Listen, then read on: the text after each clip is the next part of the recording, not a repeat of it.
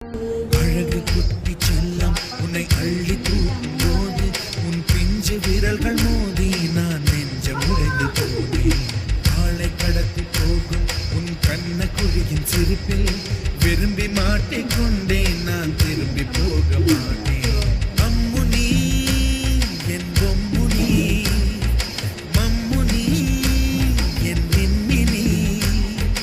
உனக்கு தெரிந்த மொழியிலே எனக்கு பேச தெரியல, எனக்கு தெரிந்த பாஷை பேச உனக்கு தெரியவில்லை. இருந்தும் நமக்குள் இது என்ன புது பேச்சு, இதயம் பேச எதற்கின்ற ஜன்னு எதுக்கு அடிச்சேன்னு கேட்டேன். எதுக்கு ஜன்னு அடிச்ச?